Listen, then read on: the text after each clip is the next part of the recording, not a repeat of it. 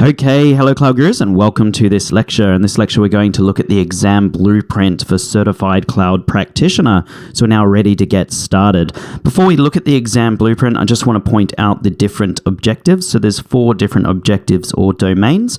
The first one is Cloud Concepts, next one's Security, next one's Technology, and then the final one is Billing and Pricing. So the way I've created this course is we're going to roll Cloud Concepts and Technology all into the next section. So we're going to learn AWS.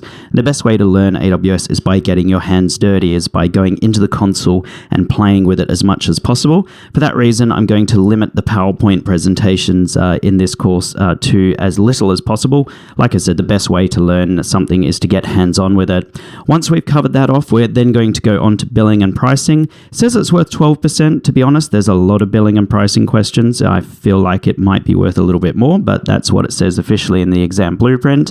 And then we're going to move on to security. Security, you really need to understand Cloud Concepts, Technology, and as well as a little bit of billing and pricing before you can go on and cover that in any sort of depth. So we're going to finish up this course with security. So let's go over to Google and have a look at the exam blueprint.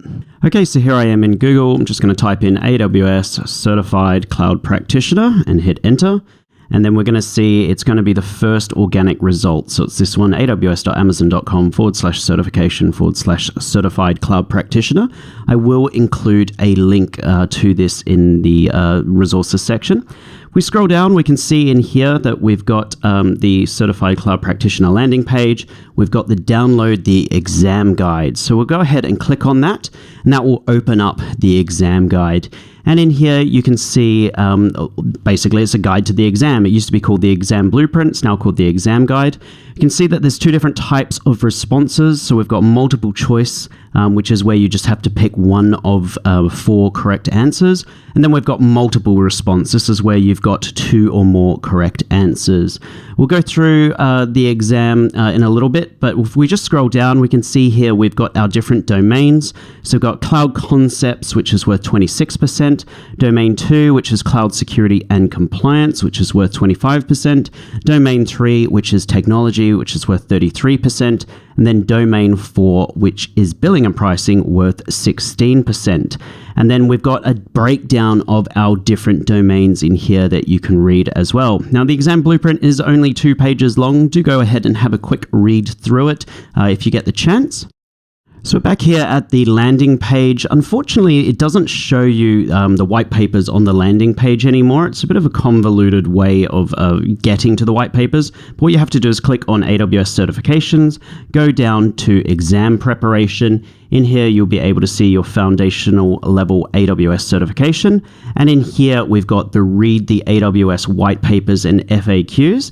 And these are the recommended white papers for this exam. So overview of Amazon Web Services, architecting for the cloud, AWS best practices, how AWS pricing works, and then compare AWS support plans. I would go ahead and read those in your own time just to have a look at it before you go and do your exam. But don't worry, we do cover everything you need to know to pass the exam in this course. So if you don't feel like reading the white papers, you don't have to, but it does definitely give you a very good grounding in AWS. So to summarize about the exam, it's 90 minutes in length. You're going to have 65 questions. This can change. Sometimes it could be 60. Sometimes it could be all the way up to 75. But most of the time it's 65. It's going to be a multiple choice. The minimum passing score is 700 out of 1,000. And the qualification in 2019 will now be valid for 3 years. Previously it was valid for 2, but Amazon have now extended that. And basically to pass the exam, you're going to have a whole bunch of simple product knowledge questions.